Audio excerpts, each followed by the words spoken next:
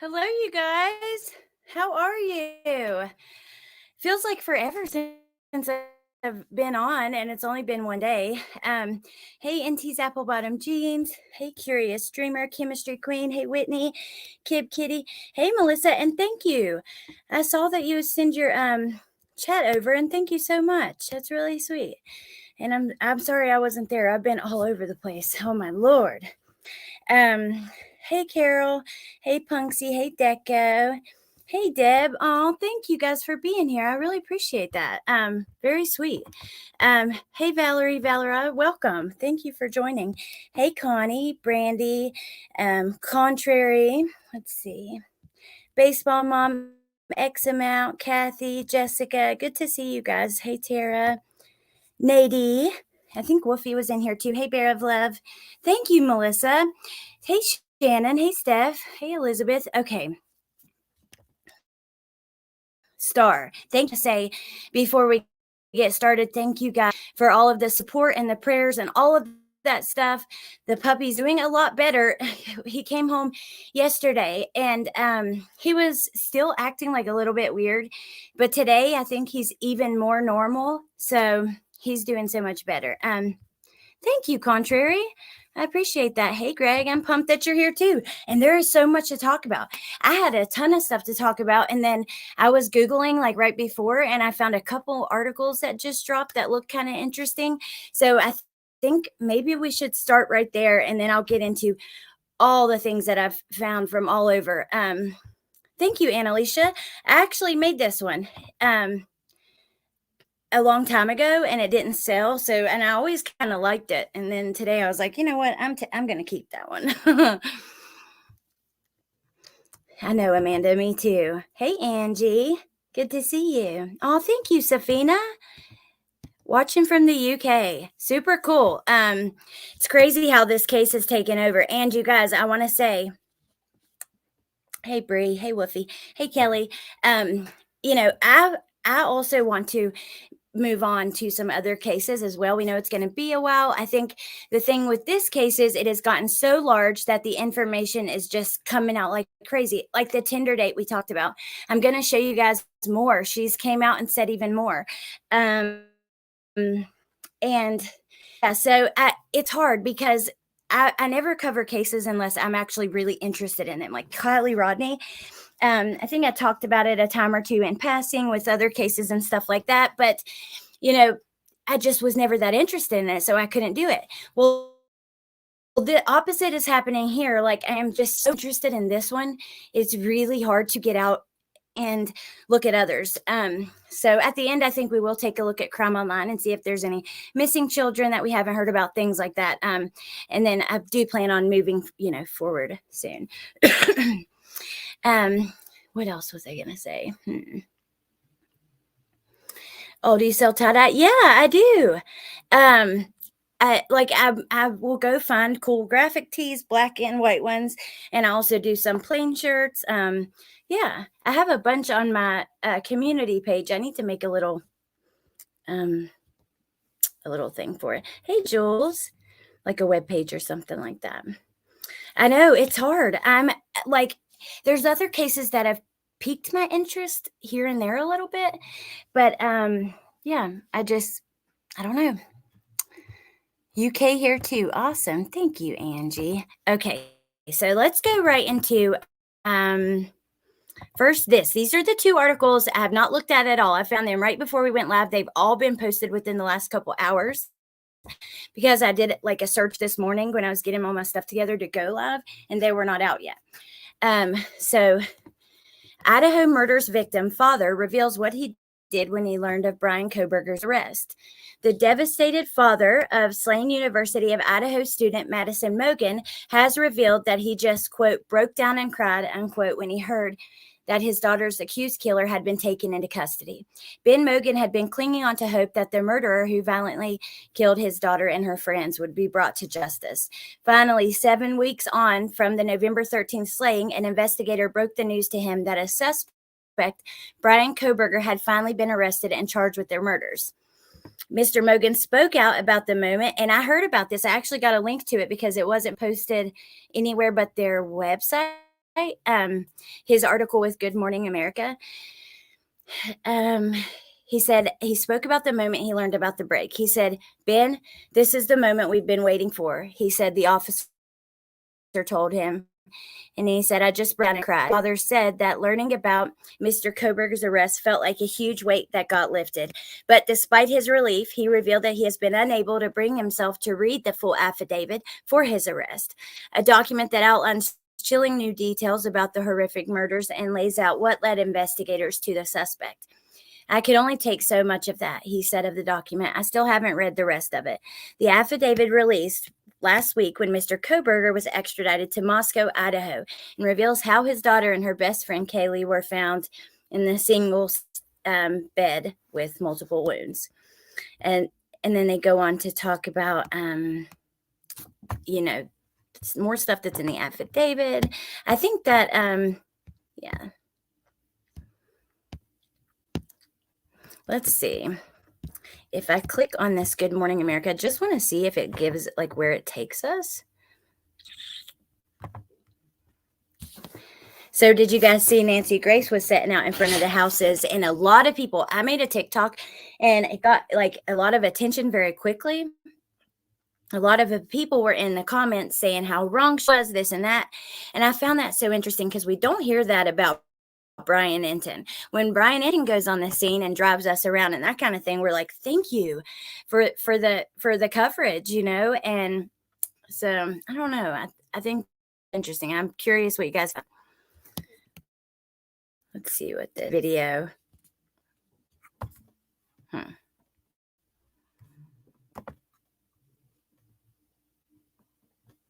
Be caught. I just was. See what it is. Faith that somebody wouldn't be caught. I just was definitely worried about how long it was going to take. The big story on Action News tonight is a major break in the murder of 4 Idaho college students. The arrest of a 28-year-old man. So it's like a commercial for the 2020 that comes out tonight. I'm not going to finish playing that. I don't think that I don't know. I don't want to get struck by them because it hasn't even come out yet. And I know that you could probably play the commercial, but here's the other article I found. Idaho murder suspect Bryan Kohberger requests drug testing results from prosecutors. Now, this is interesting later when I show you a post that was allegedly his sister that I got from Brittany, from Allegedly with Brittany J. And we're going to talk about that, in a minute. So remember, let's keep this in mind. I have not read this yet. Welcome, Dee. Thank you for joining. Thank you. People need to be kinder. Nancy is doing her job. It's disrespectful. Oh, thank you, G. I appreciate that. It's because it's Nancy, but honestly, would we expect anything less from her? I took the day off to watch the verdict. See, I didn't see her. I'll show you guys in a little bit, Chemistry Queen. Hey, JC. I think I threw a screenshot of it in our message, like all the screenshots I had to show you, which, wow, I'm telling you, 2 days, because I didn't go live yesterday, the amount, I hope that we're able to get through all of it. Okay, so Bryan Kohberger wants all drug tests as well as types of testing performed in this case, testing procedures, reagents, and or since used in testing, comparative analysis performed, and number of experiments performed in each test. Now, is this in the court paperwork he just filed for discovery? It could be. We have that paperwork in the screenshots I'm going to show you guys. Bryan Kohberger wants prosecutors to hand over the results of any drug tests performed by Idaho state officials investigating the brutal murders of the 4 University of Idaho students. The investigation led to prosecutors charging Kohberger with 4 counts of first-degree murder and a single count of burglary.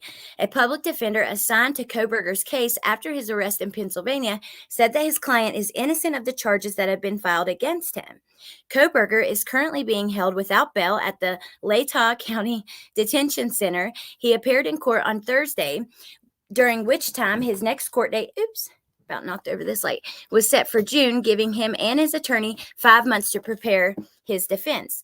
The Washington State University PhD student and his lawyer wasted no time getting to work and filed a request for discovery. Okay, so it is in that, which we have. And you guys, if you missed it, we went through on my last live all the paperwork that's been filed by him and his attorney up to date, and except for that discovery, which we have today. Request for discovery, rather. Who took drug tests? I don't know. Let's continue reading for a second. Inside Edition obtained a copy of that filing, which was submitted to both the judge and prosecutors by Kohberger's court-appointed public defender, Ann Taylor, who we've talked about before. She's supposed to be very, very good. Kohberger is requesting that prosecutors turn over copies of search warrants and police reports, the names and credentials of any expert witnesses, and a list of all individuals that might be called to testify at trial.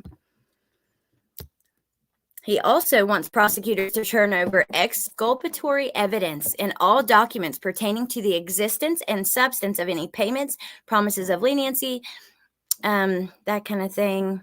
Those requests are often referred to as Brady and Giglio material, usually among the first requests made by a defense in any criminal case. Less common is the request Kohberger makes further down in that document. Kohberger is requesting a, quote, copy of all documentation generated as a result of performed drug tests by the state's agent for drug identification purposes, including types of testing performed in this case, testing procedures, reagents, and or solvents used in testing, comparative analysis performed, and number of experiments performed in each test. Inside Edition spoke with a high school friend, and we do know that he struggled with drugs in the past. He was hooked on heroin. And they talk about a friend who talked about his heroin use and that kind of stuff. Let's see. There is little information regarding motive. The affidavit does allege that he may have been stalking them. Now, remember all of this when we get to that post. And it's allegedly his sister. It could be somebody who's trying to make it seem like it is her while also being inconspicuous. Let's see. I'm going to change these lights a little bit. Ooh.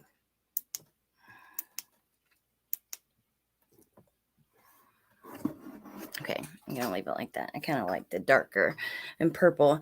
Okay, like the results of his drug test. Yeah, he wants the results of his test and what kind of test they used when they tested him. Okay, so the next thing we're going to get into is about his court appearance. Now, I know you guys have probably seen all about this. It happened a couple of days ago. I haven't been live since it happened, but he appeared a little bit differently than he had before. I'm curious what you guys think. And I also, a lot of people were talking about the cuts on his face. Here, let me show you guys. So a body language expert did an article with Fox, and I thought that was really interesting and wanted to show you guys that. Let's switch over to that tab. I'm going to check on you guys because I can't see the comments when I'm reading.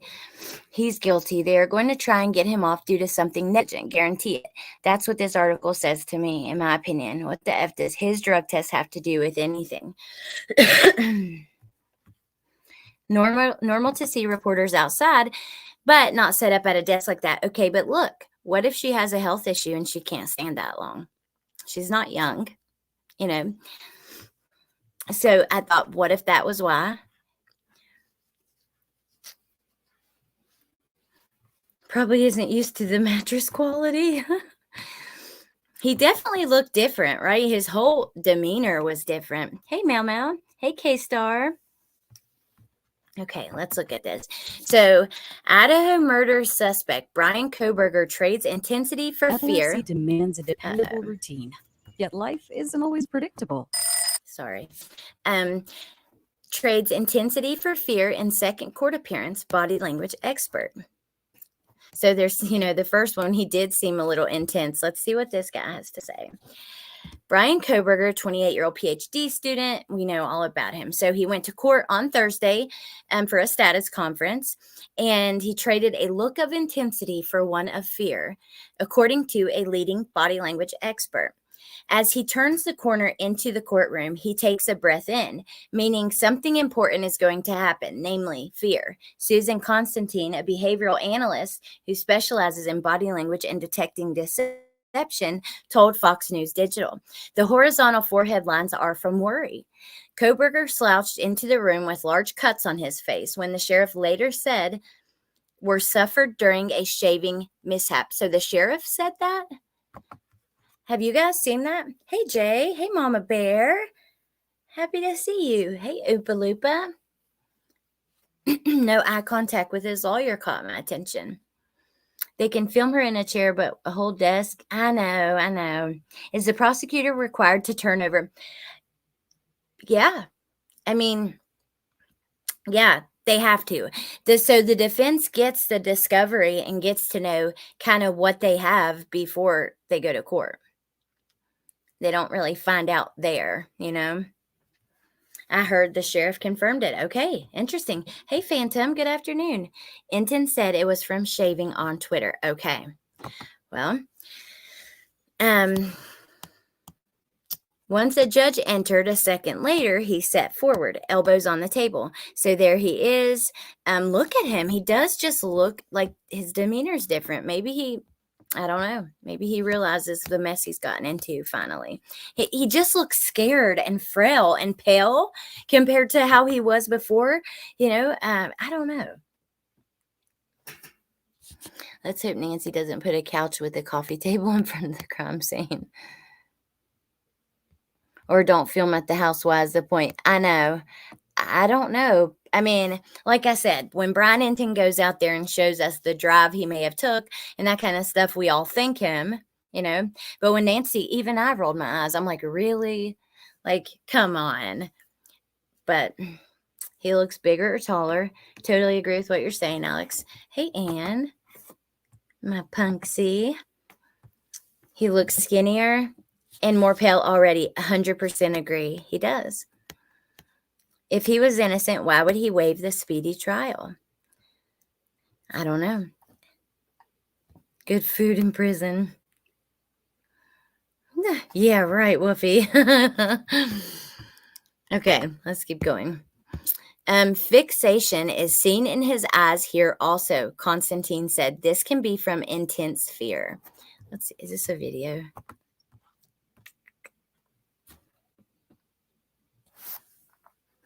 I just want to see if we can see those exact moments he's talking about, but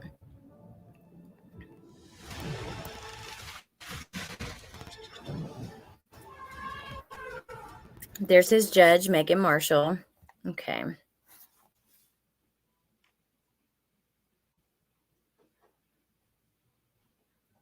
Okay, so it's just his court appearance. Wow, I mean, he's really bad at shaving. That's from a razor. That's a huge cut. It's pretty surprising. So the fixation that can be from intense fear. On January 5th, Kohberger made his initial appearance. In both appearances, fear and fixation were present in his body language, Constantine said. But the intensity, what in the world? How did we get here? Sorry, you guys. Excuse me, Fox. But the intensity seen during the first had given way after a week in county jail.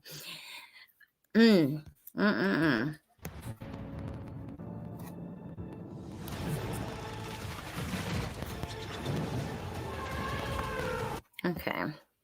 Jesus. They make it so difficult to go through their articles. What I did notice was a forceful heartbeat as seen in his cheek. Constantine said of Kohberger's appearance that blood vessel was throbbing from intense internal emotion. Constantine said she detected something in the way he glanced over at Kootenai County Public Defender Ann Taylor. Oh my gosh. Ugh. Kohberger's awkward glance, followed by a quick micro smile that flashed and disappeared sharply, she said this signals a disingenuous attempt to acknowledge his attorney, along with a sharp head nod, then leaned back. Kohberger spoke little during the hearing, nodding at times and answering yes. He also confirmed that he needed a public defender. His eyes are detached, showing fixation as seen in an intense stare. Fixation is seen in killers. Now he faces burglary charge and then the 4 counts of murder. Then they talk about Dylan and the bushy eyebrows comment. I wonder if he did shave his eyebrows. I mean, he wouldn't have known that she was going to think that, describe him that way. But I suppose if he knows that that's the only thing that she saw, that maybe he would want to change that a little bit. When the judge was reading out the counts in that first hearing, oh my gosh, and the family was crying.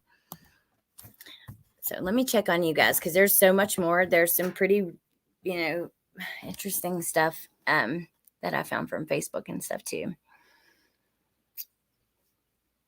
Hey, Alex, I sense a bit of projection and biased interpretation of these subtle differences in appearance. There's a lot of speculation in how he looks, and intensity is too much for me. That's okay, Uncle Benny.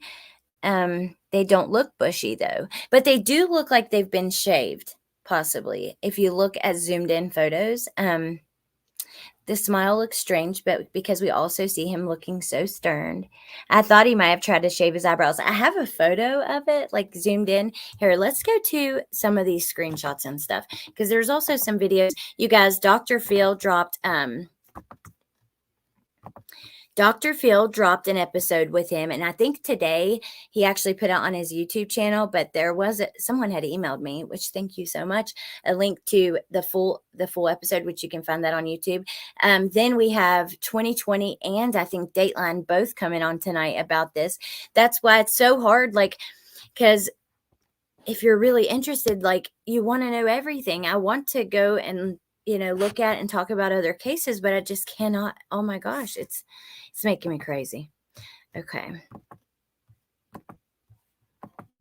Here we go.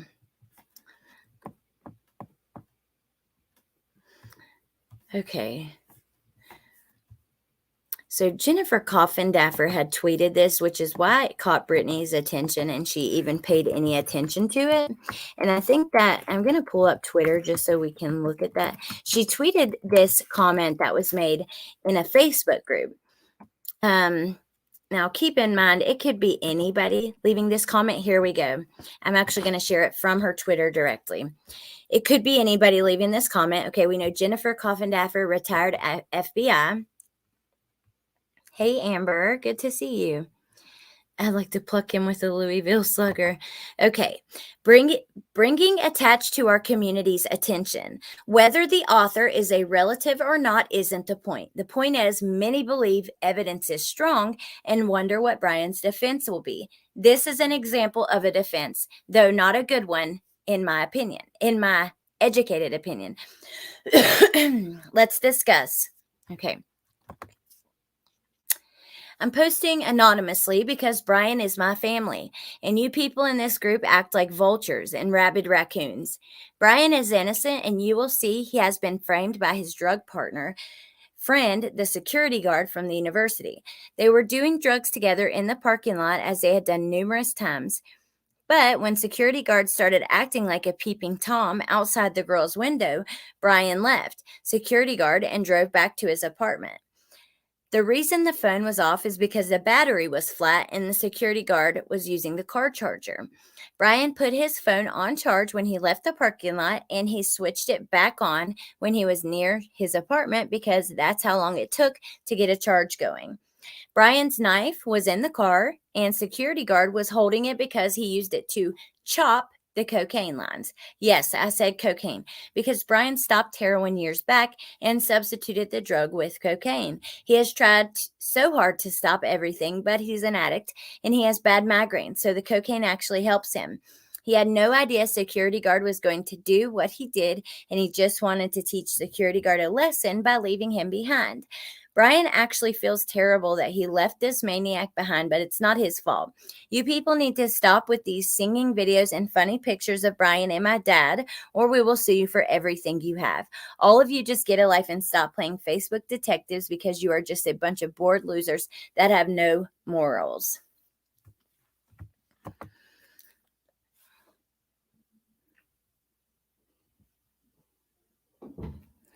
Never heard battery flat. Bullshit, bullshit, bullshit. I think it's a troll.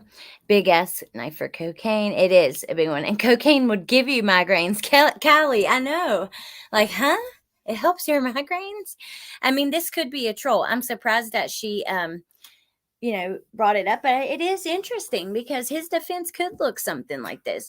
I was trying to think of like a way that, because someone had emailed me and they're like, if you had to think of a way where you think that he could be innocent or found innocent, what would that be? And I just could not think of anything. So to read this is very interesting.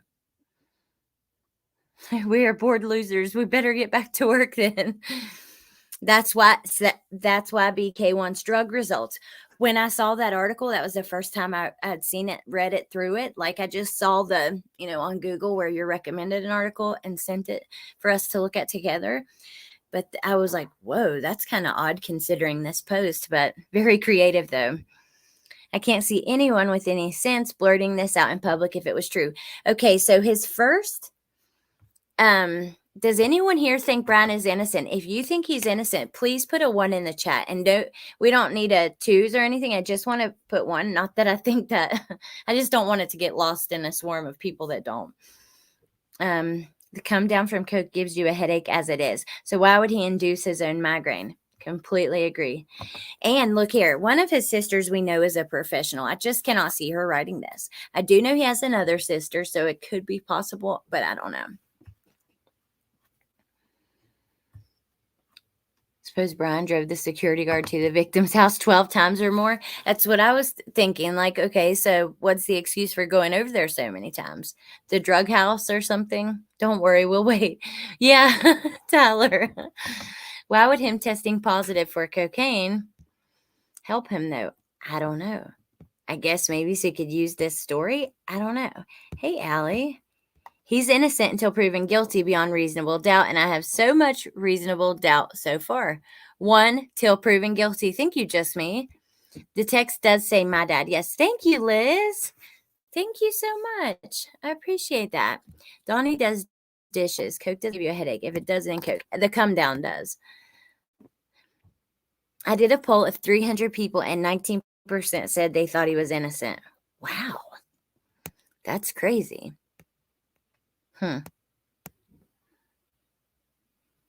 Coke used to be used as a painkiller. Interesting.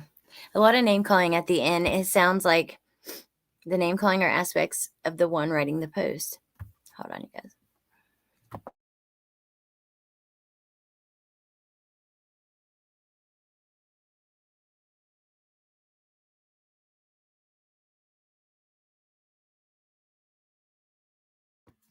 Hey, Valerie Knox. Hey, Casey. The defense would be meaningless without naming the security guard. I agree. I don't think he's innocent, but I think there's a lot more to it. I think they have a lot more evidence. So why don't they name the security guard? Where is he?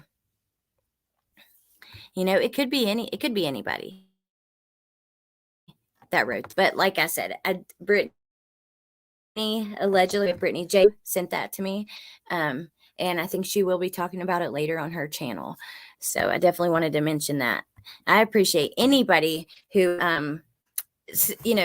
sometimes I won't say where I got something, but there are certain people who don't want you to say anything. And a lot of times I just find it myself. Now, I wanted to show you guys this. I found it on Facebook, in the group, so take it with a grain of salt. But remember, we talked about the shoes on the phone lines outside of the house. Well, this is allegedly an essay of Xana's. And it says it was done October the 18th. It says a short essay about an object of value to Xana. Growing up, I was a rambunctious kid, always running around with my friends from the neighborhood. In the summertime, we lay on the burning hot pavement to cool ourselves from the pool. We played kickball in the street without any shoes on, cause always have black feet. We sat on electrical boxes, not ever knowing the dangers of it. Personally, in my life, I have never cared much about material items because I was always running around, not giving them any thought. I was grateful for what I had, so every time I was fortunate enough to receive something new, I cherished it. Every year, my dad took my sister and me shopping to get new clothing for school. In my freshman year of high school, I got a brand new pair of black Converse. I wore them almost every single day of school, except the occasional day I decided to dress up. These shoes got me through every football game, ASB event, etc. I felt comfortable in them. I even brought them to college with me. I designated them as my frat shoe freshman year at the University of Idaho. It was very comforting knowing I had something with me from the past version of myself, knowing that I was growing, but also still had the same person inside me that received the shoes in the first place. Last year, I noticed they were starting to fall apart, including the rubber and the soles coming apart. I started wearing them to work and realized it is time to retire the shoes that have got me through some of the most interesting and stressful times of my life. I am so grateful for all of the years these Converse have got me through. The shoes and I have both been through a lot, even when the shoes may look like they have been through a bit more. Where I live off campus, everyone throws an old pair of shoes on the telephone wire by their house when they move out. This signifies the time we spend in these off-campus houses. But for me, it will signify the past 8 years of my life. I will be throwing these shoes on the telephone wire next year when I graduate, and I already know it is going to be a liberating feeling. So I thought that was interesting, also kind of sweet, but just because we had talked about the shoes. To me, there's always been two killers involved. It's all that makes sense to me. I think other people think that too. I believe he did it, but he's a cocaine dealer, and that's what law enforcement found in his apartment. I believe the victims, no disrespect, were supplied by Bryan. I think they owed him money. Can't get a good read on Bryan, but my gut tells me he's not capable of having a partner in crime. He's not trusting enough, but he may behave used relationships to get access to information. I heard there's a lot happening with Delphi. I need to look into that. It's so hard. I know, Tess. It's so hard for me, you guys. Also, I'm putting together a video because there are a few things happening with Summer Wells. One of her parents has started to make little appearances here and there, and I wanted to gather those up and do a video on her because it's been a while, and that baby has my whole entire heart. I just cannot believe that no one has been charged in that case. But it's really hard to focus to do that when all I'm thinking about is this case. It's absolutely zero evidence so far that points to an accomplice. I don't think there's an accomplice. I haven't watched it yet, Rebecca. I thought before he was caught, there may have been others involved, but ever since they caught him, his personality convinced me it was his own sick project. Thank you, Wondering Sub. Thank you so much. I appreciate that. I really do appreciate you guys who, whether you met me from Watts Island, from, Summer's case, from interviews with other creators, some of my creators' friends' channels, this case, whatever it may be, when you guys come back, and that means the world to me. So I just appreciate you guys being here. I'm sure there are a lot of surprising evidences coming against him. If you don't count an MK Ultra type of programming, an accomplice. I feel like he could have been in front of that house that night to meet someone else that wasn't there, like they said they would be. If I had to have an innocence theory, it would be close to that post. Thank you, Liz. I would love to get called for jury in this case. Yeah, but I don't think you're supposed to know anything, right? When you're called to be a juror, are you supposed to have like any information from before? Okay, now I want to show you guys this. There's so many really interesting things I want to show you. So let's keep going. This was a person who has like a pretty old knife just like his, but his post was interesting because he says, here's some pics of my K-bar I've owned, or my K-bar, however you say it. Wolfie, I always forget, whatever. My K-bar that I've owned for 30 years. The sheath has a belt loop, so you have to unbuckle your belt to remove it. The thumb snap is very tight, and you have to dig your thumb under it while pushing out. So it's not necessarily easy, to get this off of you. So, and look at it. Like, these pictures are some of the best I've seen of this knife. It just, hold on. And it also has the U.S. Marine Corps, like his is 30 years old. And we know that he's vegan, right? Wolfie told me this the other day. And everyone's talked about he's vegan and he has a leather knife sheath. And I think Wolfie said the handle is also leather. And that's what the knife looks like. It's honestly really sad looking at it.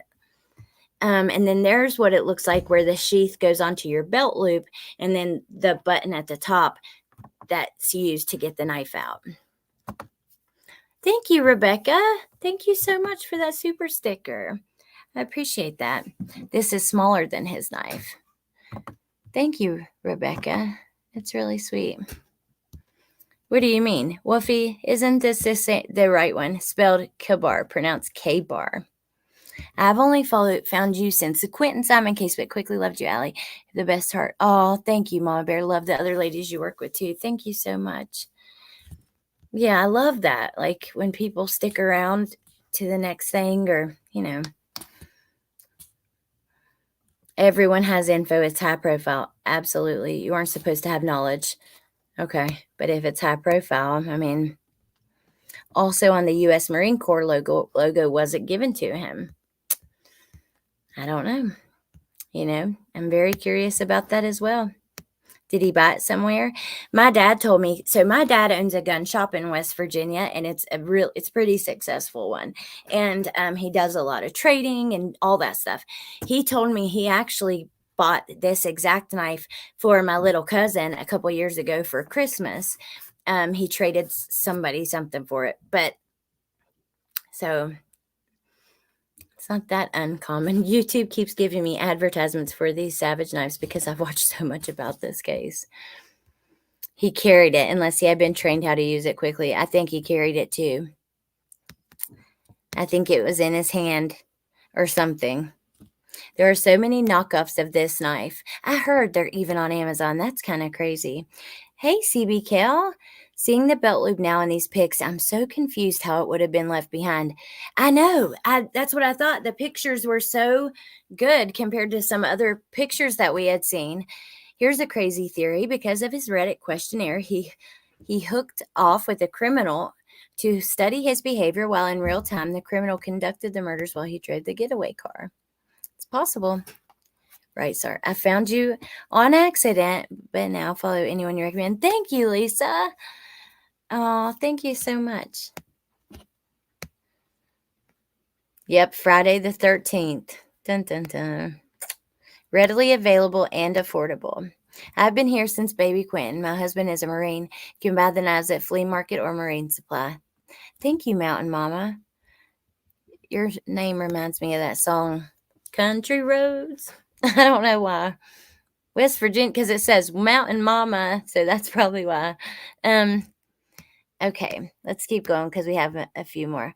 Aw, if I had a daughter as beautiful as you, I would own a gun shop too. Thank you, Riddler. Please send him a rare steak. Thank you, Liz. Thank you so, so much. Okay, where did he put the knife after he was done, since he didn't have the sheath? I know. How did he run out? I don't know. How did Dylan not see the knife? How was he holding it? Because he hadn't put it back in the sheath, obviously. I don't know. This will make your mind go crazy. We're going to keep going through some more. Let's see what these are. I cannot remember because I just grab stuff I see and then want to show you. Oh, this was another Papa Rogers thing, and we can look at that in a second.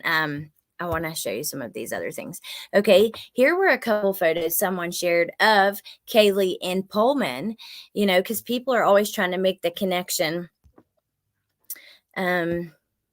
She's a beautiful girl. So I would like to know where exactly she was at for these photos, and I bet you like really good sleuth could probably find it out. It says, "Do you even go here?" #SpringFest. Pullman, WSU Pullman. And she tagged Maddie, but Maddie's not in it. Okay, so the next thing I want to show you guys, remember, and we've talked a few times about where Ethan used to work, Tulip Valley Farms. After all of this happened, they did like a post for him. And then after that, we know that they're going to put out a mix of bulbs that you can buy. And your money will go to creating a memorial garden for him and then also to his scholarship. But look at this. So someone, I don't know who was interviewed and by where, but someone there was interviewed to talk about Ethan. So they posted, "We had some help today seeing a rainbow in the storm, the light in the darkness," as Andrew was being interviewed about how wonderful Ethan was and why we decided to do the Ethan Smile Tulip Bulb Mix. A rare rainbow showed up. It was bright. It stayed around a long time. We don't get a lot of rainbows around here, usually just rain, so it was pretty special. And then after the rain, wind, and dark clouds, the sun came out, another one of Ethan's smiles. Oh, that's so sad. Oh, so I wanted to show that to you guys. Whew. Get me in my emotions too. It's awful. Did the medical examiner say the lacerations included tears from a serrated edge? No. Oh, thank you, Mary Jane Valentine. Thank you so much. I love talking about this stuff with you guys and showing you kind of what I found. It is sad. Whew. I'd like to have a mix of his bulbs. I love that he has his own too, and I love tulips. I've actually planted some once before for a program I was in for recovery. They gave us these bulbs, and you plant them in the fall, and they come up in the spring, right? Yeah, it's kind of odd. Like they have to go through a winter, and then they come up. He may have threatened her life if she calls 911. That's what happened to me in my home invasion. Last thing I wanted to do is call 911. Said his brother would kill us if we do. Hey, PJ. No, the report was not released, but the coroner did talk. Medical examiner, no, it was just the coroner. Hey, Twisted Taurus. I've been watching you since you used to sit on your living room floor. I loved you then. I love you even more now. Oh, my God. Thank you so much. That's crazy. Holy moly. Those are like the first videos ever. I was so nervous, like it was shaking like this. Oh my goodness gracious. Now we need Converse shoes with rainbows for real. I wonder if we could order some. Hocket, I think so. I don't think they're available yet.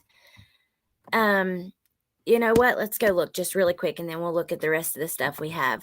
Tulip Valley Farms.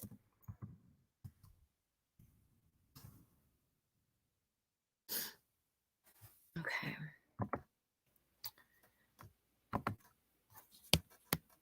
I want to order some too. A reminder that we are better together. Together we can be an inconquerable force for good. Together we can keep alive memories for those gone. When we focus on positivity and compassion, together we make the world better. Okay.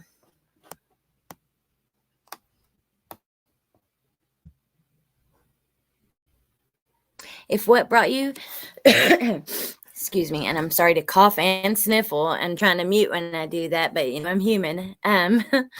If what brought your attention to our farm and tribe is an interest in celebrating the life and goodness of our friend Ethan Chapin through the Ethan Smile and Forever Sisters Tulip Bulb Mixes, welcome.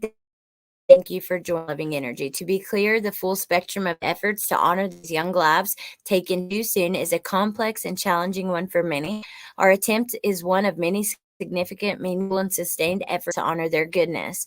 Tulip Valley Farms is a new collection farms in Saget Valley. Okay. I want to see the one where they announce it, like where you can... there's the rainbow post. See, it was a video. I just don't know when they're available. Would you look at the rainbow that came out while Andrew was being interviewed about Ethan? Y'all, I told you I'm crazy. My brain is just... hold on. Let's see. With the airing of the 48 hours, okay, we've had some inquiries about purchasing the Ethan Smile Tulip Bulb Mix. Ethan Smile and the Forever Sisters, which I think is for Kaylee and Maddie, mix will be available for purchase through our website, Being Built As You Read, later this spring. So it'll be a little while. We'll provide more details and all that stuff here on Facebook. So I'll just have to keep my eyes out for that. And then I'm going to get some, you guys. I think...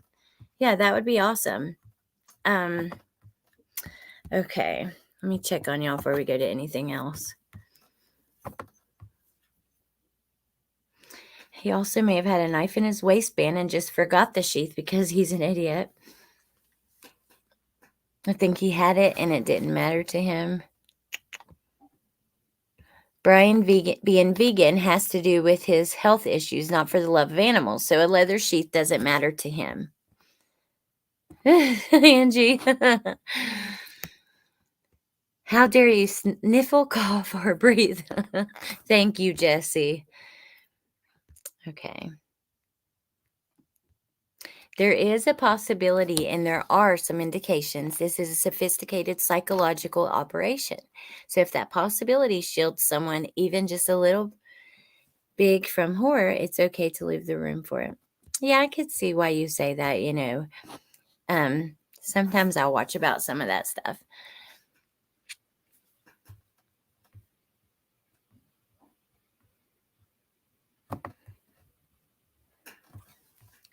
Hold on a second.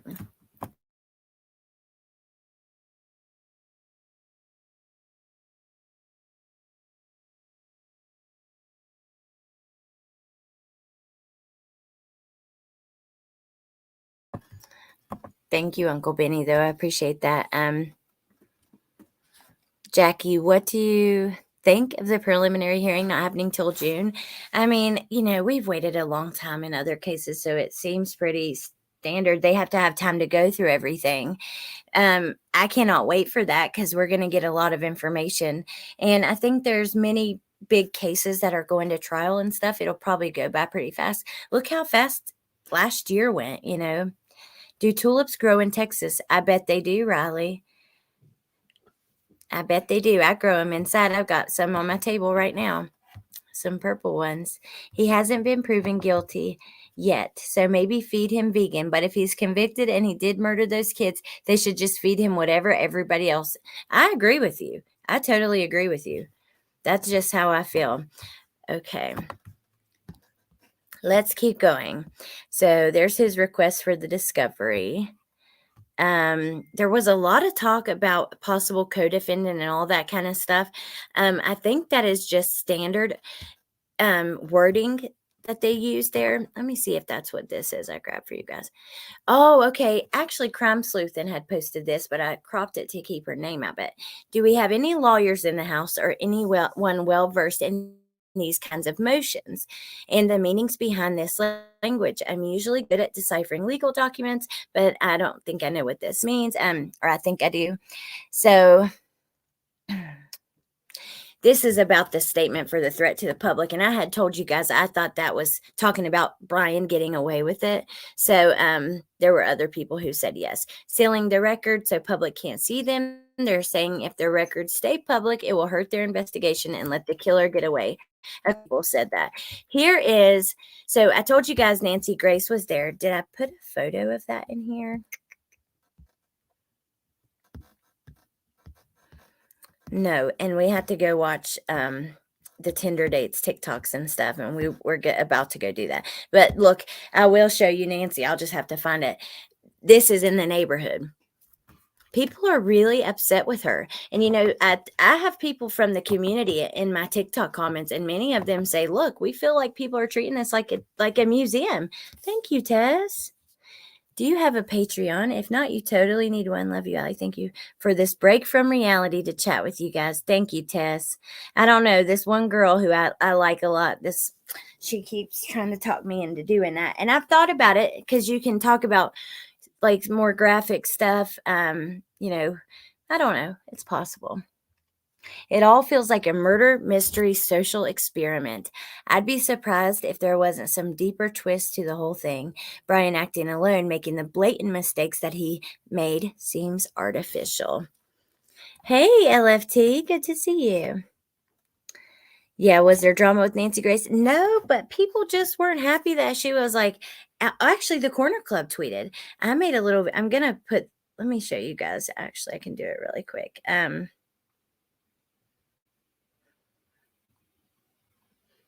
I see a bunch of messages that I have to get to you guys. I'm so sorry. I have not seen them yet.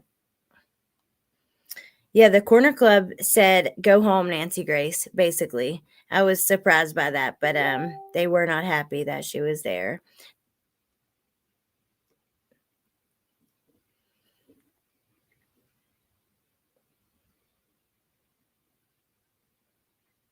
Okay. I'm going to show you guys from the Corner Club, which is, where they were out that last night. So here she is in front of the house with her table and all that kind of stuff. And let's see what's on the table.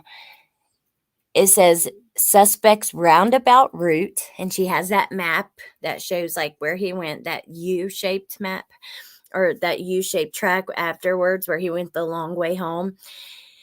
And then some notes and stuff. And then this was from the Corner Club. Aw, thank you, S. Hockett. Welcome. Thank you for joining.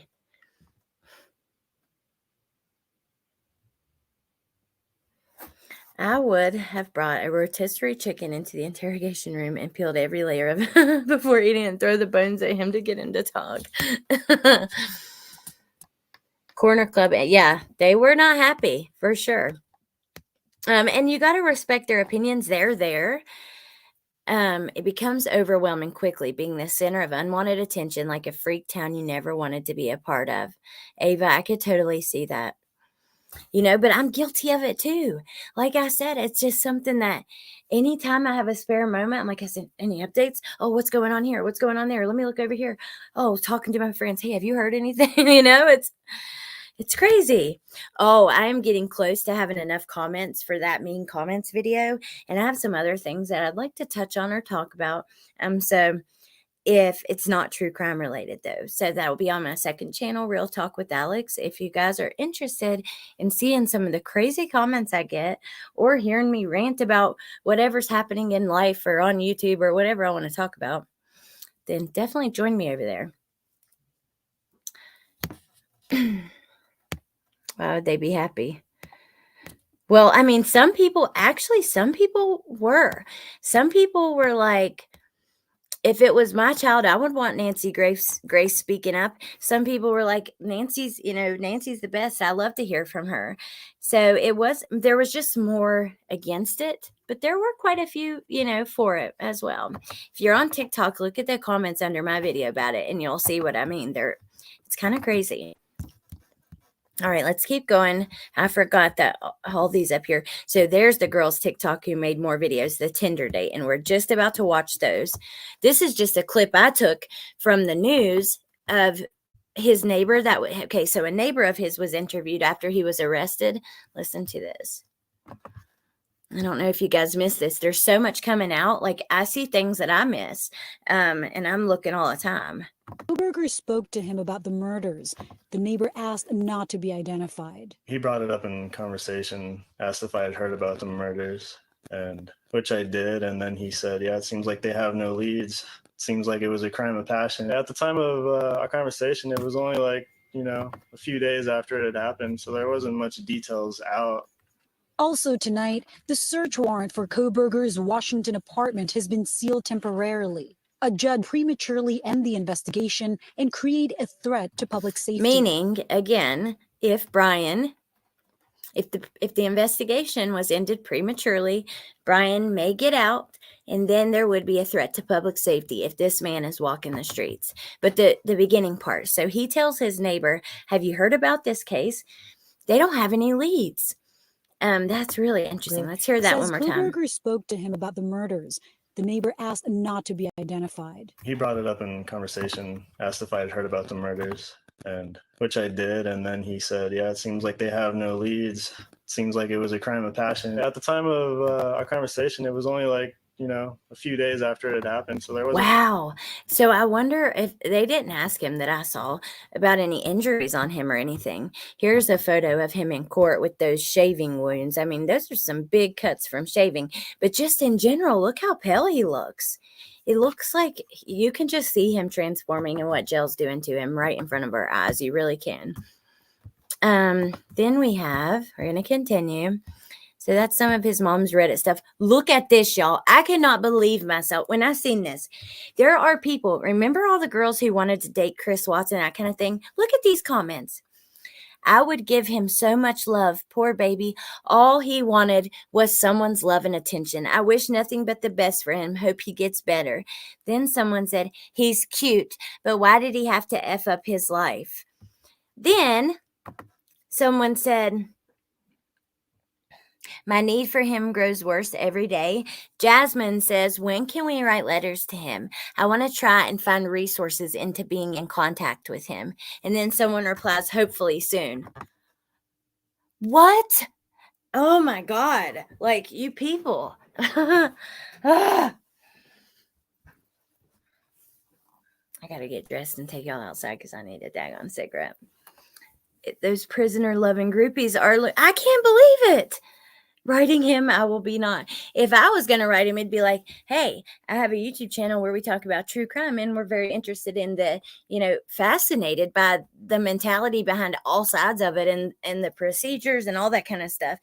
Can you answer a couple questions? He's not going to talk to anybody like that until and if he's convicted. Yeah. People are freaking crazy. Hey, Tater Tot. I'm still singing Country Roads.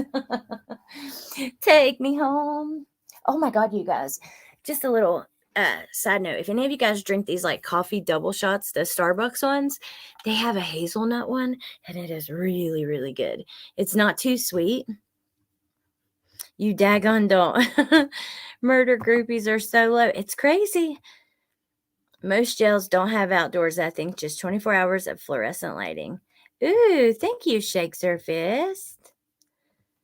If I wrote him, I'd be in trouble for threats.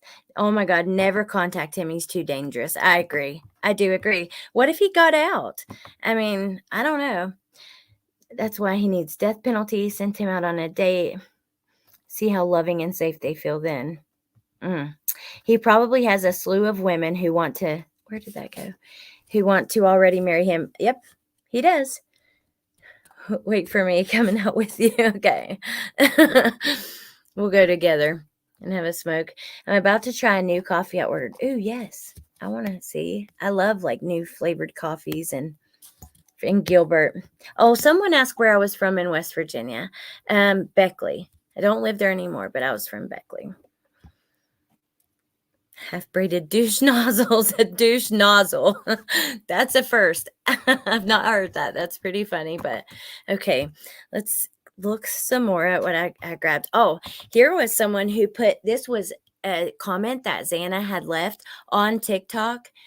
So they were like, yeah, she was on TikTok, that would have to be after midnight to be dated that. So I thought that was interesting. Hey, Katie K.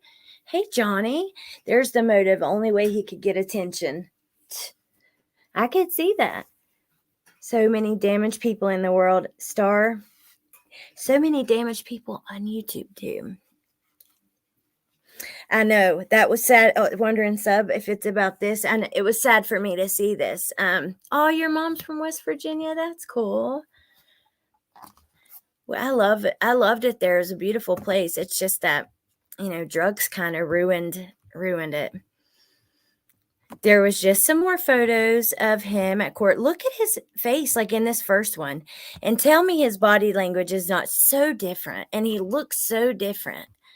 I mean, buddy, are you just now realizing that you have made a huge mess, and there is no getting out of it until the day that they put an IV in your arm and put your butt to sleep for the rest of forever? That's it. I mean, now, not to say I know he's innocent until proven guilty, and he could do a Barry Morphew. I mean, look there. There's someone who people thought for sure he would be in prison, and he's roaming free. So it could happen, but okay, let's see what else we have, because I cannot wait to show you her TikToks. This was in a Facebook group also, and it's about the 911 call. Now, I remember us looking at a post like this a while back, and it was someone had posted, my friend knows them, or I'm close friends with them, and whatever. And they said, one of them fainted and the other one was hyperventilating, and come to find out that was true. So take it with a grain of salt. This is not factual, you guys. I just want to make that clear. This is just something that is going around that is rumored to be from someone who knows. Okay. So it says girl was on the phone with ambulance and started getting sick and couldn't make sense. Then the guy gets in the ambulance, gets on the phone, says we need an ambulance. Oh my God. Gets in the ambulance. Look how I read that. Guy gets on the phone, says we need an ambulance. My friend threw up and fainted. Dispatch asked why. Was it something she ate? Male said no. We are trying to wake our friends up and they aren't waking up. There is a lot of blood everywhere. Dispatch says, was there a crime? Male says yes. But please, my friend fainted. We need an ambulance. Dispatch asked, does he live there? He said no. They came because the girls called them. Dispatch asked, how many people are there? Male says 5 and says a few of the names. Dispatch says, are they in the crime scene? Male says yes. Dispatch says to take everyone outside and wait for police outside of the house. Male tells everyone they need to go outside. The male was very calm and collected, and dispatch kept telling him he's doing great and to stay on the phone. So interesting to look at. We don't know, for sure until court, until the discovery comes out, the 911 calls are released. This person made this post saying, I don't see how Dylan was able to see him and he couldn't see her. I think it proves that it's possible. It shows his direction going out, and we've looked at other graphs like this that are similar. And then it shows her bedroom and where she would be standing, right? And that say the van shoe print most likely was right here somewhere, because they said it was right outside of her door. Because other people have asked me where that shoe print was. So it does say in the affidavit it was outside of her door. I think that he very well, especially in the dark, and she's just looking barely, it's definitely possible.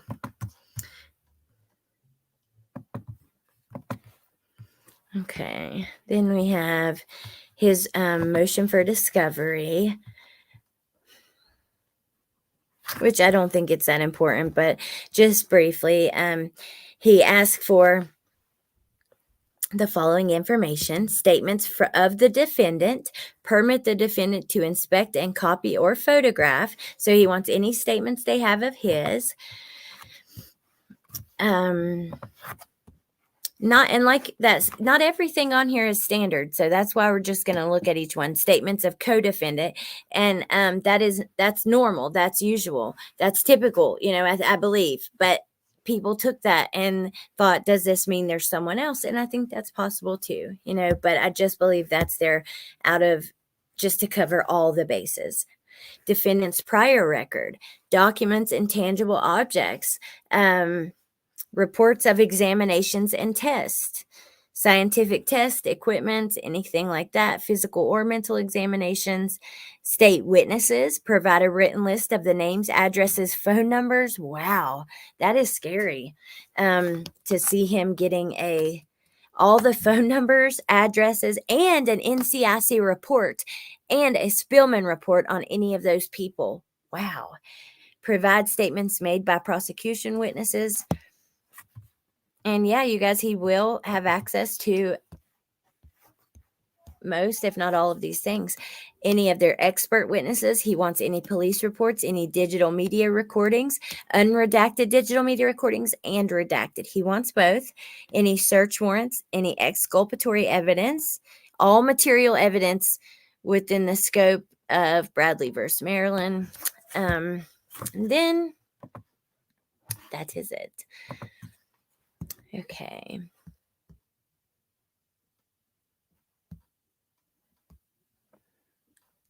Oh, yeah. This is the open letter to Nancy Grace. And then we're going to watch these TikToks. This is 103.5 Kiss FM. An open letter to Nancy Grace. It is time to pack up and go home. He actually will not have access to addresses and phone numbers. Well, they're asking for them. They are asking for them. So, I don't know, Mrs. Arnold. That's interesting. Will they release whether this guy took trophies after his crime? Play scumbag at the end. I think that will get, well, not everything, but, most of what they have, even whether they use it or not. It's time to pack up and go home, Nancy. Idaho is over it. And frankly, we don't want you here. It's nothing personal. You've had a successful career. You're a household name. But Idaho is mourning, recovering, and we are so over your dramatized efforts. What you don't understand, Nancy, is that Moscow is a treasure in the state of Idaho. The University of Idaho community is one of the tightest knit communities in the entire state. And perhaps folks like yourself that have never been there or just learned how to pronounce it will never understand. But can't you let this community mourn and come together? Hold on. Okay. Sorry.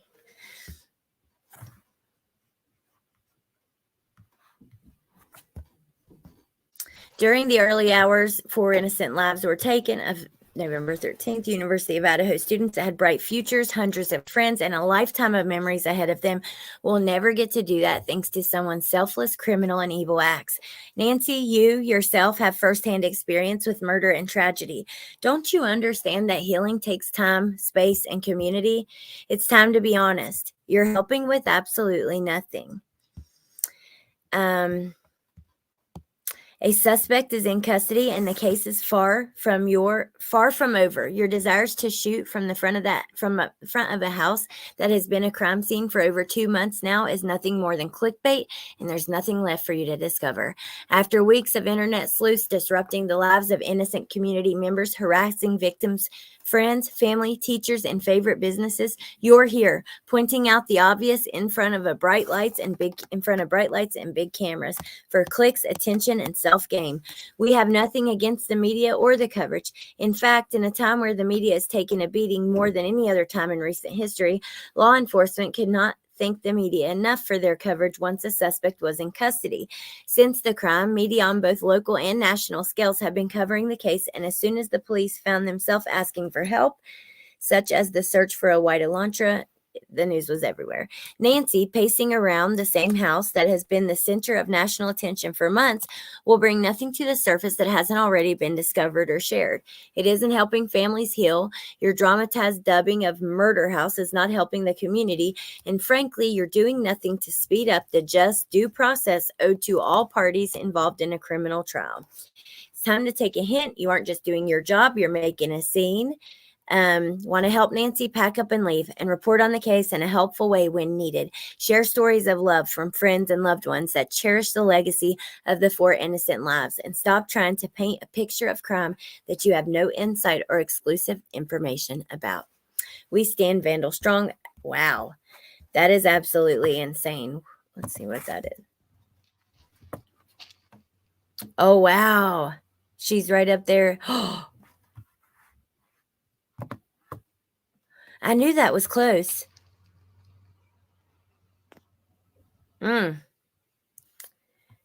This is right beside it. Look, there's their parking lot. to the house. There's that apartment complex beside it. I thought that was right next to it. That car, I believe, is actually in the driveway of the home. So, oh my goodness. Holy cow, you guys. I have to get your thoughts on that. And then we're going to go watch some drama about Bryan's love life and his Tinder dates. That seems unnecessary. They just don't like Nancy. Everyone has been up there. That's what I was saying at the beginning. What is the difference? Bryan Enton has been there. Court TV has been there. Court TV drove us, on his path. So did Bryan, and they were thanked for that. So Nancy goes, and people are pissed. I find that so interesting. But also, like I said, some people said, if it was my child, I would want Nancy Grace to cover it too. So Nancy is obnoxious. It depends on how the family feels about Nancy there. I'm with you, Mary Jane. Completely agree. That's really what it's all about. Not that the community can't be healing. That's the difference. She doesn't have compassion or show genuine empathy. And Enton reports with dignity and respect towards victims' families. See, I think she has a lot of passion. And I know that she's had, her fiance was murdered right outside of her house, I think. So she's been through some stuff. I just think her attitude, is what it is. It's not one that really is super inviting, warm, that kind of thing. We do have many things to watch on TikTok, though. Let's get started because I don't want to keep y'all forever and ever. Okay, so this is the first one we're going to watch. This is her. Someone asked, would you mind sharing about his behavior at the movie and in the car? Always creepy. At the movies and in the car. Always creepy, normal at all? Did he hold a conversation? I read it because it's pretty small, but see, someone asked that. And on TikTok, you can actually take a comment and then press reply with video.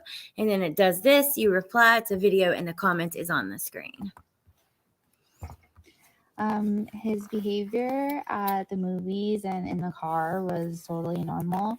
He was really polite to the employees, which is something I think most women take note of. He held doors open for me. Hey, Shay. Nothing really seemed off until we got back to my dorm and he parked his car. We were sitting and talking a while, still seemed normal, but then when I mentioned going inside, that's when he kind of took a turn and he got creepy and he was able to hold a conversation. He was quiet but not shy, so I feel like I had to initiate a lot of the conversation, but he wasn't soft spoken or anything. His behavior. Okay. I do believe her because a couple reasons. Number one, she didn't come out publicly at first. She actually just left a comment about it, about meeting him and how he was creepy and stuff. Her comment got picked up by mainstream media and different news places. And then she came out. Someone was making a TikTok about it. Evil Exist had even made a video about her comments. So then she came out on her TikTok and shows the clips of people talking about her. And she's like, that's me, basically. So I do think so. Hey, Eris. How are you? Oh, I'm sorry. I hope you feel better. I believe her, but I'm very surprised she would be his type. She had to get him to leave. That is true. If his lawyer, or pretend that she had to throw up. If his lawyer does not do her job properly, no matter how she feels, BK could get off with a mistrial. So she will have to do everything she would in any other case. I think she was, yes. She was interviewed by Inside Edition, I do believe. I had gone on a date almost exactly like that. It was bad. We were in a public place and he followed me into the bathroom. Oh my God. anyone was his type, he was a thirsty simp. Okay, let me go back to our next one. Oh, shoot. I lost you guys. Hold on.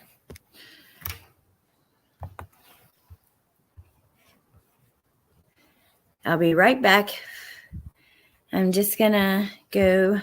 We're going to go to the people were very rude to her. I will say that. I mean, really, really mean to her.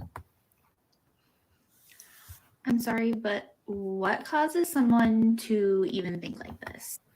Hold on. In 2023, Someone told her that she's thirsty, change your hair. If I hear you say one more time, I get comments just like that. People are like, you sniffle so much. Oh, the Britney Spears comments today in my TikTok, people are like, are you using a voice filter? Oh, I'm sorry, I can't pay attention. All I hear is Britney. I don't sound nothing like Britney Spears. But you know what? Even if I did, I can't it's just frustrating. I am not at all trying to undermine the fact that Bryan was arrested and is under trial for killing these people. However, if a couple months ago someone lined up every single Tinder date I've been on and said to me, which one of these people do you think would end up being a murderer? Bryan would have not been my first or second choice. And I feel like that says a lot about what people, specifically women, have to go through. Thank you, Itga. When meeting people online. Now, when I went on Tinder dates, I was 18, 19. I was young. I was stupid. I thought I was invincible. I did not take any safety precautions when going on dates with these people from Tinder that I did not know. And I think it's important that we talk about that. If the fact that Bryan is not my scariest Tinder date, I think that sends a message to people. He's not her scariest Tinder date? Okay, we're going to keep going. What is the point of bringing this to the public's attention if your interactions were so short? Let's hear what she said. The point of me bringing this to the public's attention is the fact that there were untrue rumors going around about me just because I posted one Facebook comment about how I went on a date with him. People were saying I was his ex-girlfriend and that I knew more than I was saying. And the other point is to just be aware of who you're meeting up with and maybe save another 19-year-old girl from being stupid. I was lucky that he didn't hurt me, and I was lucky that no one else I went on a Tinder date with hurt me. But any of y'all out there going on Tinder dates, be careful. Just, don't do that. This is hold on, let's see. So I don't remember exactly what picture. Someone asked for the photos that she had on her Tinder date 7 years ago. I had on Tinder. Let's see. People in the comments are crazy. So a lot of people are upset that I don't remember what movie I saw with Bryan. Hey, T. I challenge you to Good remember to see you, a movie beauty. that you saw on a random night 7 years ago. So what I can remember is that when he mentioned going to the movie, that he already had a movie in mind.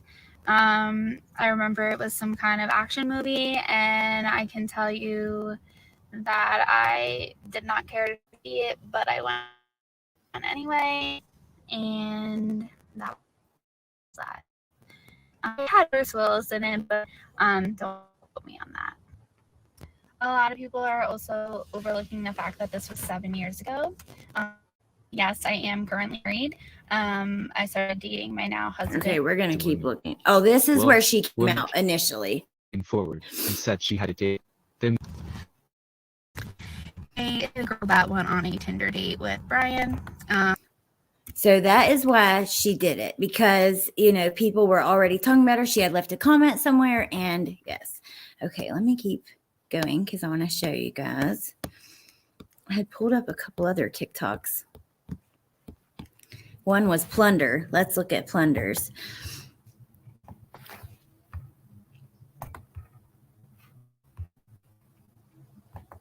If it will load. Amber, we're watching TikTok. Thank you, Rebecca. I don't know why it won't freaking load. To have your preliminary hearing within 14 days of the date that you initially. Oh, about his cuts. As you recall, when I advised you of your rights, that hearing is a probable cause hearing where the state has to establish it more likely the hearing. Which we know what that is now. Hold on, let me grab the other ones. Yes. And Ms. Taylor concur with his waiver. I do, Your Honor. Thank you. I will find your waiver of speedy preliminary hearing is knowing, intelligently, voluntarily entered here in open court with the assistance of counsel. We will go ahead and set the matter for preliminary hearing.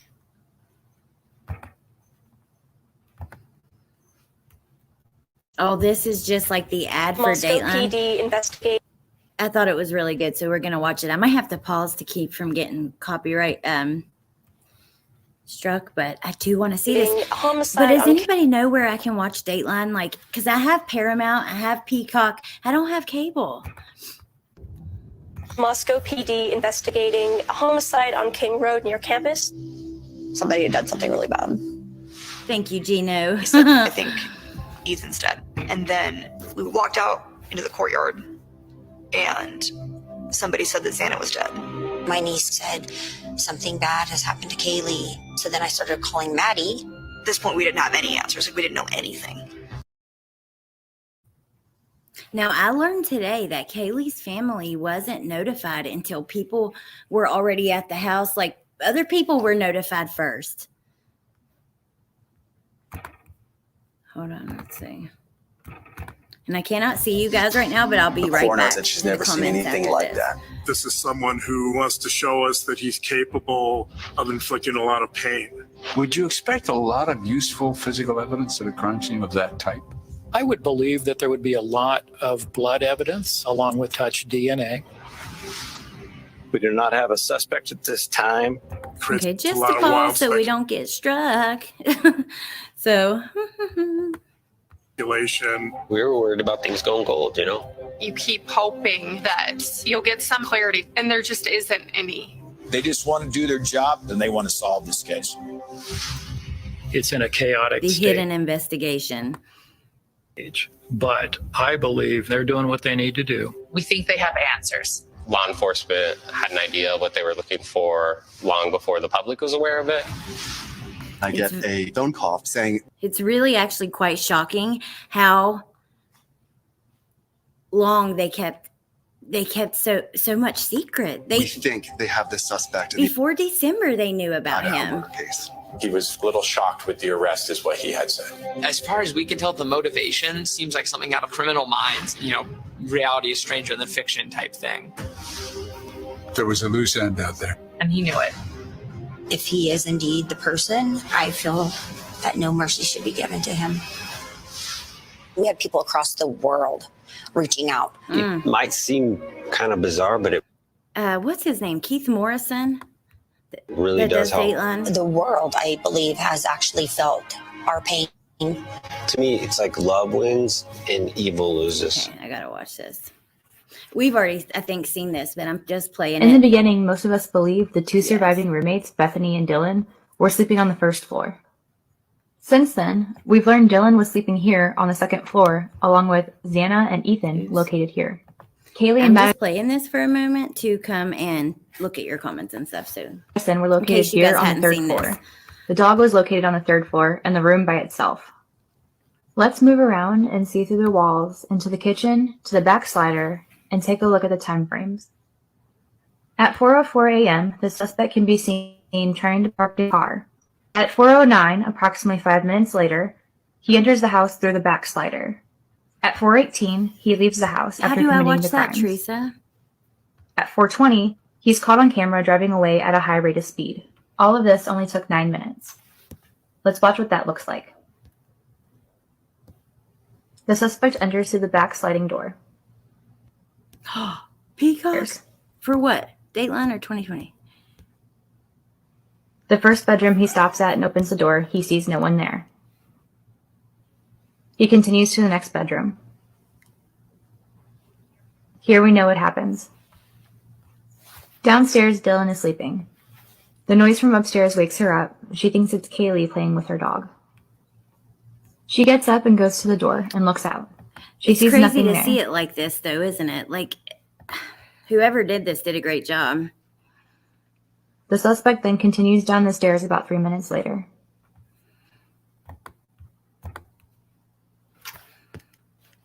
He then heads to Xana's room. Outside, there's a security camera picking up some whimpering, cries, and a thud at 4:17. We've learned that Xana was found on the floor, which might explain the thud. I'm pulling up one last video we're going to Dylan watch again before hears I let something you and guys go. So,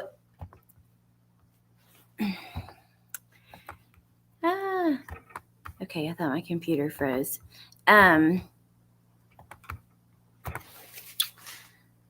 Christy said Hulu. Okay. Woofy has it. Valley has it. She just doesn't know. Thank you, Woofy. Which one, though? Y'all are confusing me. Can someone please tell me what Dateline is briefly?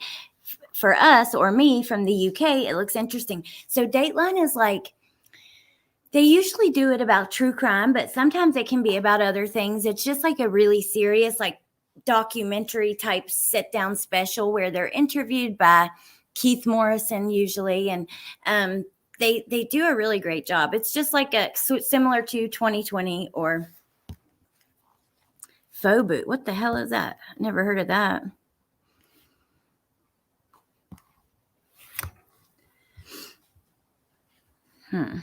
Cop said, if you guys find out where to watch it, though, leave it in the, like for certain 100%, leave it in the comments down below if you don't mind. Rebecca, that was a question I had too. How did this person determine time entered? I think because he pulls up at,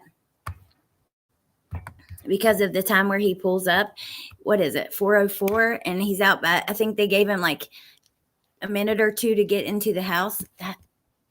Or was it 4:05? Let's see.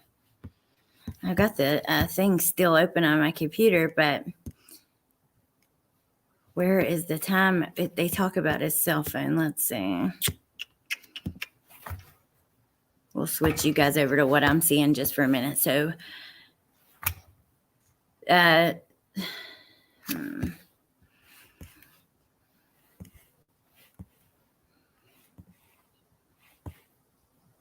yeah, because it was seen entering that last time at 4:04, not 4:05, and can be seen driving eastbound on King Road, stopping, turning around, then driving back.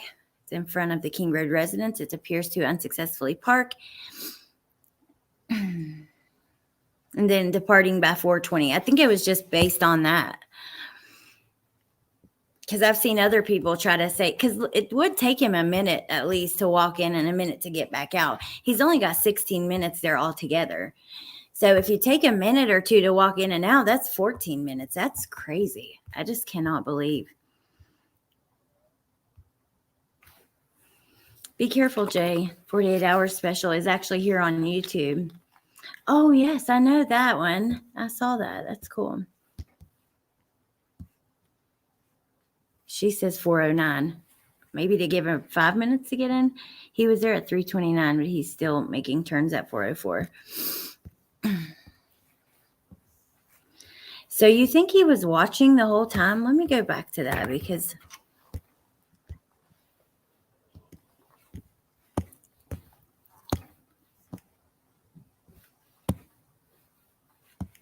whoever talks about his cell phone.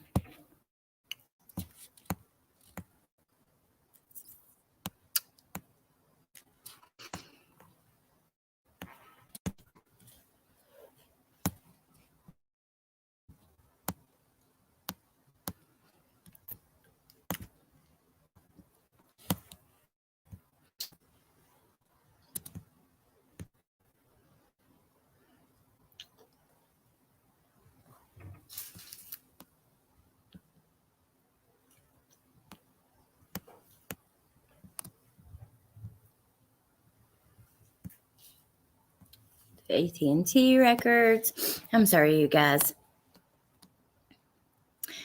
So yeah, he leaves Washington 2:42. Then his phone disables at 2:47. Yeah, that's totally not even what I'm looking for anyways. I'm just curious if the time when he's like, because I know he goes around and it says in there that I don't know where, but and I don't want to keep you guys waiting too long on that because we're not even talking about that. We're going to watch this and then I'm going to let you guys go. But I'm curious if like when he's doing those 3 turns around the house, you know, is he watching DoorDash app? Is he watching? I don't know. I'm just, the thought of that just makes me sick. You know, he was, you know.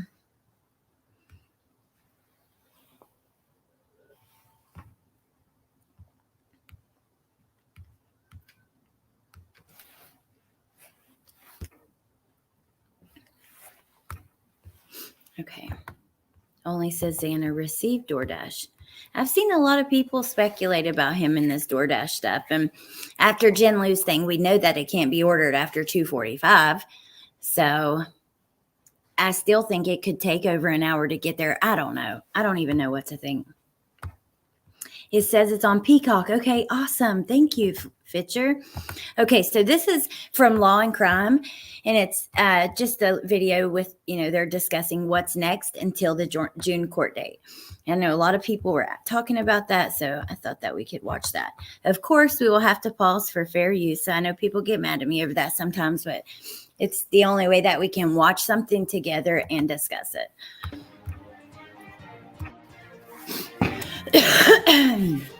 Welcome, everybody, to Law and Crime Daily. I'm Jesse Weber. The brutally stabbing 4 college students to death inside of an Idaho home will have to stay behind bars. That decision came down Thursday during a short status hearing. Bryan Kohberger appeared in court alongside his public defender. He acknowledged that he understands the charges that are against him and waived his right to a speedy trial.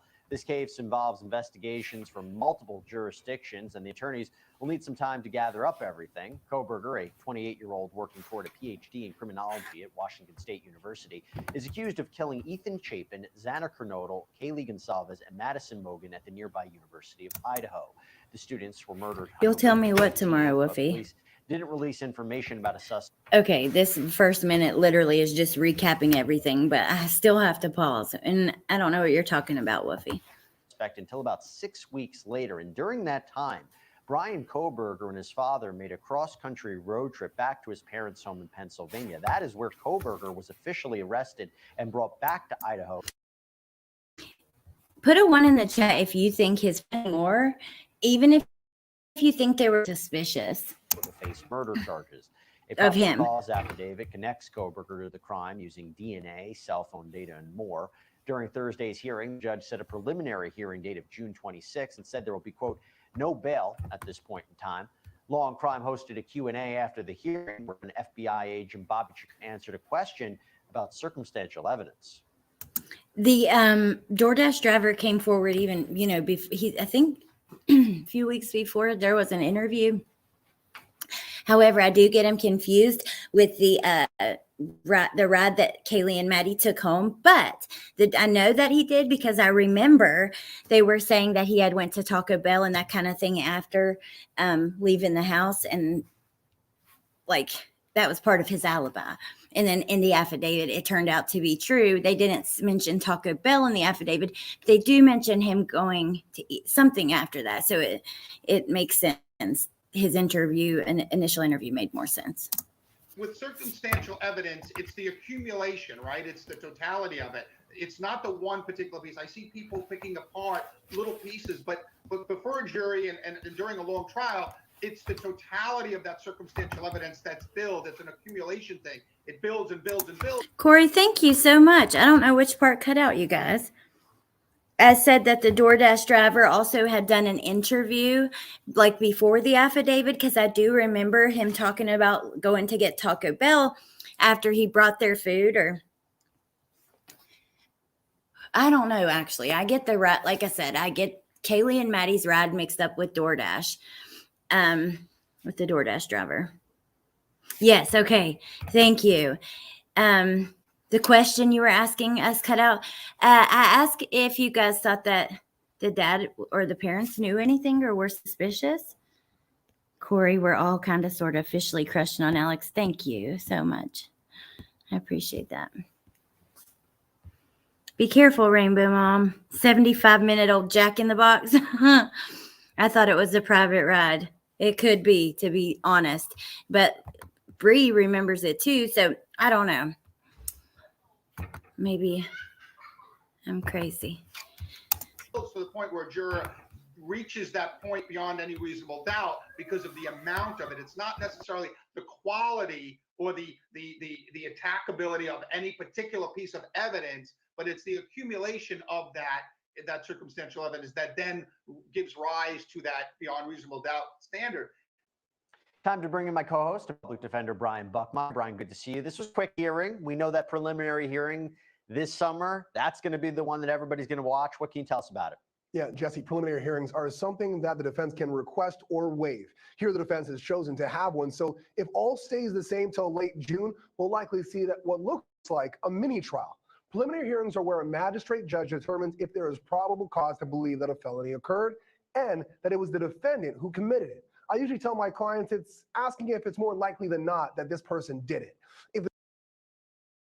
In the preliminary hearing, they do give out oh my gosh, I just hope it's like Lori and Chad's, which was also the state of Idaho. So I don't have Jack in the Box either, but they used to have him at the beach, but I never would eat it because I remember a little kid died from E. coli.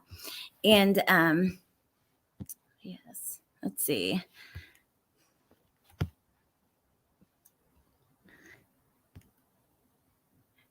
It was either the DoorDash driver or the ride that gave them a ride home lived near him. That is true, pretty close to him.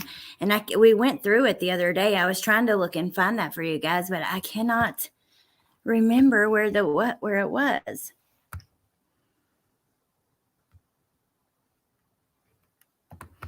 Okay, we'll just keep. The judge agrees, case goes to district court for arraignments, and the case continues. If not, the case can be dismissed or charges amended. We may not see the hearing because the defense can ask to exclude the public if they can prove the public hearing would deny Kohberger a fair trial, and there are no reasonable alternatives to keeping the public out. June 26th is a long ways away, but the defense waived Kohberger's right to a speedy trial. So the case isn't going anywhere anytime soon. This gives the defense the time to do their own investigation, collect evidence they've demanded from the prosecutor. If they wouldn't have waived the right, I think his right to a speedy trial, I think they would have only had around 2 weeks, and now they have several months to prepare. It's a huge case. I do think that they need that time. If they don't get the time to prepare, then an appeal is more likely because he can say, if the lawyer's saying, look, I'm not ready, then he's not getting a fair trial, Prosecution. I found another interview with a neighbor just now. Okay, let me bring in of Bryan's. Austin, our other co-host and former trial attorney. Bryan outlined the whole criminal process, including the purpose of the preliminary hearing. But do you think the prosecution is going to have enough evidence at that hearing to actually move the case forward? I do. I think, like Bryan said, both the defense and the prosecution will be gathering additional evidence. They have till June 26th. It's probably Delaney. 4 or 5 days. But right Hey, now, Lady the Butterfly. prosecution, I think, has enough evidence. Remember, they have that DNA on the knife sheath. They have the fact that he was in the area, and they got that from the cell phone tower. And, they also have a description from DM, the witness, one of the other. Okay, so I was looking for the interview with the neighbor, the DoorDash driver, and I found this, and I am going to let you guys go, but I want to show you this because I hadn't seen this. It's kind of interesting. We're hearing all these different claims about Bryan, from being a bully to being bullied, from being nice to being standoffish, from wanting to talk to not wanting to talk. So it's super interesting. Paul, your comment, yes. I cannot wait to see what they've got from his computer. I don't think that he would, if he wanted to cover his tracks, he'd probably get rid of his computer when this happened. However, I don't think he did that. He hasn't done a good job so far at covering his tracks. I think we've given him far too much credit than he deserves. He doesn't seem to be this true crime genius, So The Life of Dale was a great movie. iPhone membership link, please and thank you. Thank you, Search and Rescue. Wolfie, will you drop that for me? Hey, Shay Benet. Okay, let's look at this. Listen to this. Idaho murder suspect Bryan Kohberger was eager to make friends, neighbors say, and so chatty one sometimes dodged him. He was so chatty one person would dodge him sometimes. This is bizarre. For residents who aren't undergrads, bouncing between parties and Greek life, living in the college town of Pullman, Washington, can feel isolating. So when Arun Dash, a 28-year-old engineering student at Washington State University, got a new downstairs neighbor in his Steptoe Village apartment complex in August, he understood why the stranger was so eager to make friends. So this August, Dash said Bryan Kohberger, who investigators have charged with killing 4 students at the nearby University of Idaho in November, went out of his way to introduce himself and try to make plans to hang out. He asked me what I was studying, where I am from. Dash, who moved to Pullman from India for his students, said he would make just friendly small talk. The unexplained killings have sparked fear across the college communities. When the manhunt dragged on for over a month, people around the U.S. wondered what kind of person was capable of carrying out such gruesome killings, and it seemed at the time walking away undetected. On December 30th, when law enforcement charged Kohberger, the portrait of a loner, a gruff student of the criminal mind who kept to himself began to form. But interviews with Dash, his roommate, and others who casually knew Kohberger paint a different picture. One of a man who wasn't always introverted and could sometimes have an outgoing demeanor that left people feeling impressed or put off. We've heard so many different things. Popping in and out of shops, dropping by local craft beer and attempting to hang out with his neighbors. Kohberger didn't stand out as unhinged, but rather as a sometimes chatty guy whose lengthy conversations might throw a wrench in his days. Wow. Kohberger lived beneath Dash and his roommates in a boxy unit at Steptoe Village Apartments, a popular development that houses grad students. It's on a windswept hilltop cut with roads and round-style buildings near the Washington State University campus. In the back of Kohberger's building is a small children's playground. Wow, in the front is a large blacktop parking lot. Dash's roommate, who asked Insider not to name him out of fear of harassment, said Kohberger gave him his phone number and repeatedly suggested that they socialize. He talked to everybody. He was a very chatty person, not charming, but outgoing, the roommate said. He would ask me to hang out. One day, the roommate suggested to Kohberger that they work out together. He seemed like a very fit person, so I asked if he wanted to come to my gym with me, he said. Kohberger had to decline because he had a commitment. Later, Kohberger asked the roommate to grab coffee. This time, the roommate had a commitment. Kohberger continued striking up conversations each time they passed each other. He explained he was from Pennsylvania and liked living in eastern Washington. Over time, though, the man started to avoid Kohberger if he saw him coming, not because he didn't like him, but because their talks tended to drag on. He said that when he saw Kohberger approach, he would quicken his step to appear in a hurry, so it wouldn't look awkward to give Kohberger a passing hello rather than fall into a conversation. I know if I start, he won't stop, he told Insider. Kohberger's relationship with his downstairs neighbors, a couple with small children, was less friendly. I can't see the chat, you guys, so I will be right back to it. And if there's anything I need to see, Wolfie, make sure, will you screenshot it, or Shay, or somebody who's here. Angela, he described, okay, so Angela was, I guess, one of the downstairs, one of the couple with the small children. Described him as an insomniac who kept them awake at night by pacing and intermittently running his garbage disposal, sometimes until 4 a.m. I remember hearing something about that. She said that she considered having words with Kohberger, but decided not to, in the hope that he would be equally gracious if her crying children ever kept him awake. Wow, look at that view.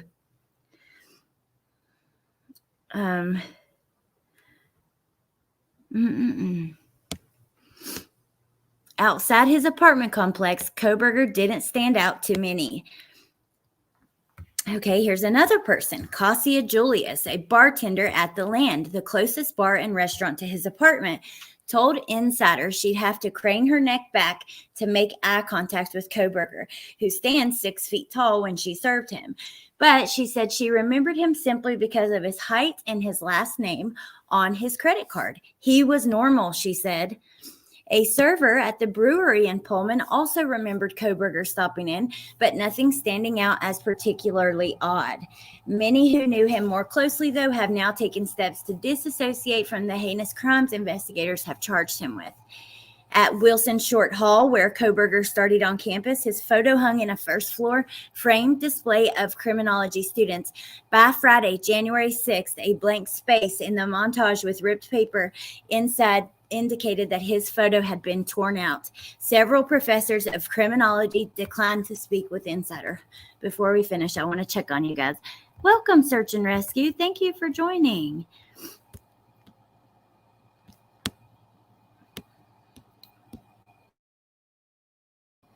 Thank you so much. I can see you, Vicky. Hope you have a great weekend too, K-Star. He may starve himself to death from his diet and his nerves. Hey, Shauna.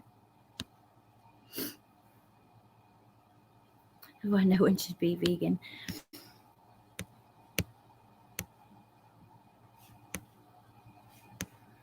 It's always stuck in my mind when SG said in an early interview she had an alibi. It didn't seem like a mistake to say she.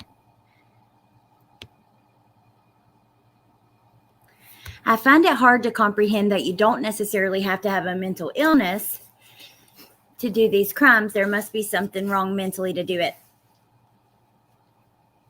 I think that there should have their brains looked at, and I think that, after his death, maybe they could study his brain. I think there has to be something wrong with you to be capable of these kind of things. Hey, Britt, good to see you. Can we call him Kohberger? Idaho is beautiful. Okay, I'm going to skip all the way down to the bottom. Hey, Wilby. Okay, we are almost done. A criminology student named Emily, who asked to be identified by only her first name, said Kohberger had Kohberger as a teacher's assistant. She said he had been gruff and difficult to deal with early in the semester. After the killings, though, he seemed to lose interest in teaching, assigning his students to write essays and handing back uniform high grades. After all, afterward, he didn't grade at all, she said. He was not a great TA. In the days and the weeks after the killings, fear tore through the college towns near the University of Idaho and WSU. Nervous residents awaited any news. Some left the communities altogether. In fact, Kohberger was one of only a few students who kept appointments at a Pullman medical office after the crimes. A receptionist there told Insider. 4 days after the killings, Kohberger arrived at his appointment in his black North Face jacket and was so friendly with staff members that they took notice. The receptionist at the office, who declined to give her name because discussing the interaction may violate medical privacy laws, said Kohberger acted so friendly that it prompted her boss to comment. She said, "He's so nice and charming." She never says that about anybody, the receptionist told Insider. I was like, yeah, he really was. He scheduled an ordinary follow-up appointment for spring semester. Dash 2 said Kohberger remained friendly in recent months and never went without his usual warm greeting. Nothing suspicious ever, Dash said. Dash's roommate said he presumed once his schedule cleared that he would grow friendlier with Kohberger, yet he became busier as the end of fall semester neared, so he began taking steps to cut short his interactions with his neighbor. Hold on one second, you guys.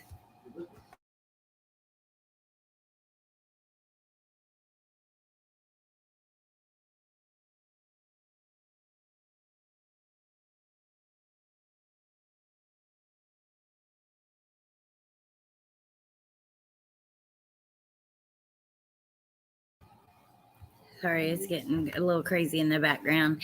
They're fixing my car.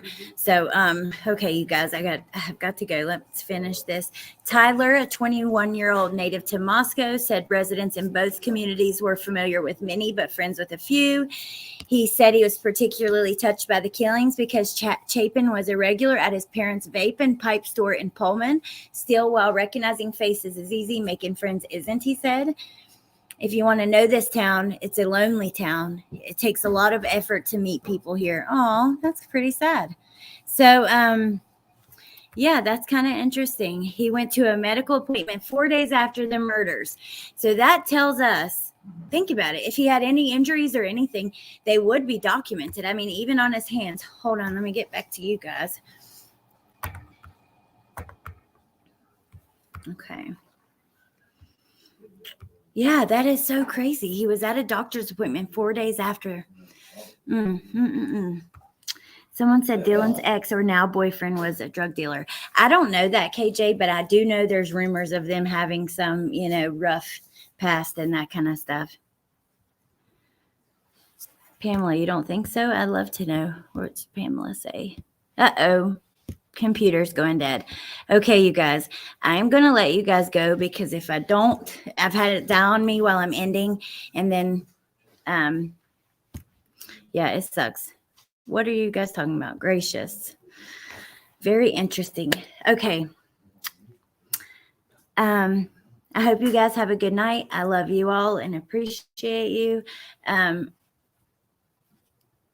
What else was I going to say? Oh, I do want to do a members getaway really soon. So if you're a member, be looking for a post because I have a couple ideas of some things that I want to do for you guys. And okay, Wolfie. Yeah, and that's it. So I love you guys. I appreciate you. Thank you for being here. Thank you to my mods. Thank you, Melissa, for sending your chat here. Thank you, Allegedly with Brittany J, for giving me that what we went over. That was the comment that Jennifer shared that could have been one of Bryan's family members. Yeah, thank you, chat. I love you guys and I appreciate you and I'll see you soon. Bye. Mama Bear, I bet it's in my request and I have a lot of messages to go through. And if anybody messaged me and I haven't gotten back to you, I will, I promise. I'll work on some of that this evening and I appreciate each and every one. I really do. But yeah, I hope you guys have a great night and I'll see you soon. Okay. Bye.